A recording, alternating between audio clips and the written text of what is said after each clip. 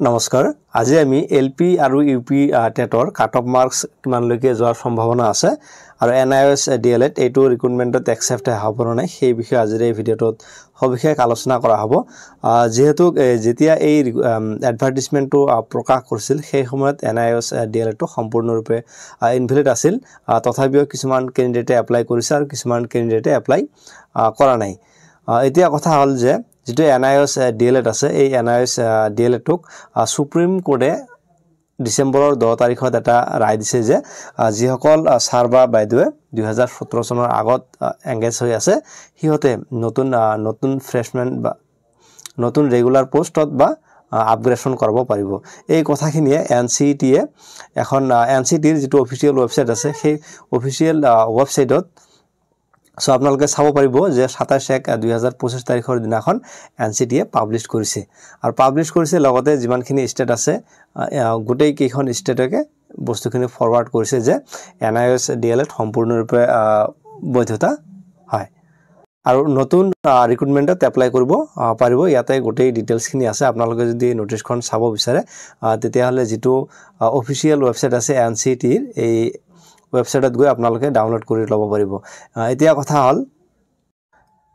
এইটো ৰিক্ৰুটমেন্টত আহিব নাই হেটো ডিপেন্ড কৰিব গভৰ্ণমেন্টৰ ওপৰত যে এনআইএছ ক্যান্ডিডেট সকলক দিব নাই সো এতিয়া আমি যেটো কাট অফৰ ভিডিও হয় আজিৰ মেইন টপিকটো যে কাট অফ কিমানলৈকে যোৱাৰ সম্ভাৱনা আছে কাট অফটো ডিপেন্ড কৰে পোষ্টৰ সংখ্যা কিমান আছে আৰু কিছুমান ডিস্ট্ৰিক্টত কাট অফ মাৰ্কটো হাই হয় কিছুমান ডিস্ট্ৰিক্টত কাট অফ মাৰ্কটো কম হয় তো আপোনালোকে যদি এই ভ্যাকেন্সি লিষ্টখন চাই তেতিয়া হলে গম পাবো যে আৰু এনে কিছুমান সাপোজ এনে দুইটা ডিস্ট্ৰিক্টৰ নাম লৈছো যে গোৱালপাৰা মৰিগাঁও বা এইবোৰ ডিস্ট্ৰিক্টত কাট অফটো সদায় হাই হয় আৰু পোষ্টৰ ওপৰত বেছিকৈ ডিপেন্ড কৰে সো আপোনালোকে এই ভ্যাকেন্সি লিষ্টখন চাব পাৰে সো ইয়াতে গোটেইখন ডিটেইলছ দিয়া আছে মিডিয়াম ওয়াইজ আৰু আপোনালোকে এই লিষ্টখন চাব পাৰে 2023 চনৰ যেটো ৰিক্ৰুটমেন্ট হৈ গৈছিল সেই ৰিক্ৰুটমেন্টৰ যেটো ফাইনাল সিলেক্ট লিষ্ট আছিল এটো মৰিগাঁও আছে সো আপোনালোকে ইয়াতে জাস্ট এটা বস্তু অনুমান কৰিব যে টেটৰ মাৰ্কটো কিমানলৈকে আছিল সো ইয়াতে 56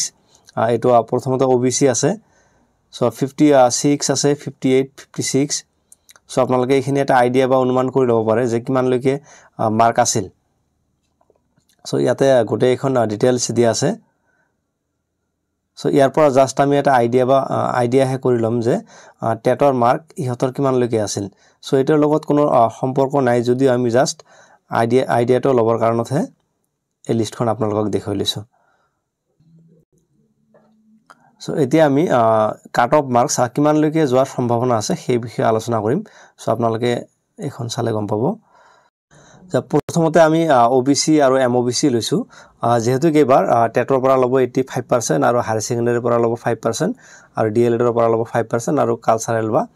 ব্লেকৰ পৰা লব 5% সো যেহেতু টেটৰ পৰা 85% লব ওবিসি বা এমওবিসিৰ ক্ষেত্ৰত যিসকল ক্যান্ডিডেটৰ 60% আছে 60 * 85 by 100 so ইয়াৰ যেটো টেটৰ পৰা হ'ব এটো 51% হ'ব সো প্লাস যেটো হায়াৰ সেকেন্ডাৰীৰ পৰা 5% লব হায়াৰ সেকেন্ডাৰী ধৰা আছে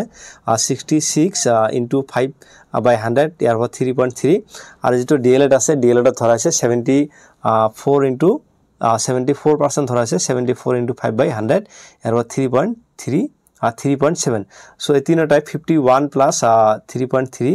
plus 3.7 এই তিনটা যোগ কৰিলে আমি পাম যে 58 গতিকে ওবিসি বা এমওবিসি ক্যান্ডিডেট সকলৰ 58 লৈকে যোৱাৰ সম্ভাৱনা আছে আৰু 58 থাকিলে সেফ জোনত থকা বুলি আমি ক'ব পাৰি সো তাৰ পিছত লৈছো আমি যেটো এসসি আৰু এসটিপি আছে এসসি এসটিপিৰ কাৰণ সো টেটত ধৰা আছে যে 58 গতিকে 58 * 85 by 100 49.3 হয় আৰু হায়াৰ সেকেন্ডাৰী ধৰা আছে 66 * 5 by 100 গতিকে 3.3 আৰু ডিএলএড ধৰা আছে 72 * 5 by 100 গতিকে 3.6 আৰু এই তিনিটা যোগ কৰিলে আমি পাম যে 56.2 যেটো আছে আমাৰ এসসি এসটিপিৰ ক্ষেত্ৰত যদি 56 বা 57 থাকে তেতিয়া হলো চাকৰিটো পোৱাৰ সম্ভাৱনা আছে আৰু একেবাৰে শেষত যেটো আমাৰ ইউআৰ আছে ইউআৰ ক্ষেত্ৰত লৈছো যে যেটো টেট আছে টেটৰ ক্ষেত্ৰত ইয়াতে লোৱা হৈছে যে 64 ধৰা হৈছে * 85 by 100 আৰু হায়াৰ সেকেন্ডাৰী ধৰা আছে 64 * 85 by 100 এটো ক্যালকুলেশন কৰিলে পাম 54.4 হায়াৰ ছেকেণ্ডাৰী ধৰা আছে 74 × 5/100 গতিকে 3.7 আৰু ডিএলএডত ধৰা আছে 76 × 5/100 আৰু এখিনি ক্যালকুলেশন কৰিলে পাম 3.8 আৰু এই গোটেইখন যোগ কৰিলে পাম আমি 61.9 গতি যদিহে জেনেৰেলৰ ক্ষেত্ৰত 62 বা 63 আছে তেতিয়া হলে সেফ জোনত থকা বুলি আশা কৰিব পৰা যায় আৰু আপোনালোকৰ মাৰ্কখিনি কমেন্ট বক্সত কমেন্ট কৰি জনাব আৰু যদিহে চেনেলটোত নতুনকৈ ভিজিট কৰিছে সাবস্ক্ৰাইব কৰি বেল আইকনটো অন কৰি লব thank you very much for watching thank U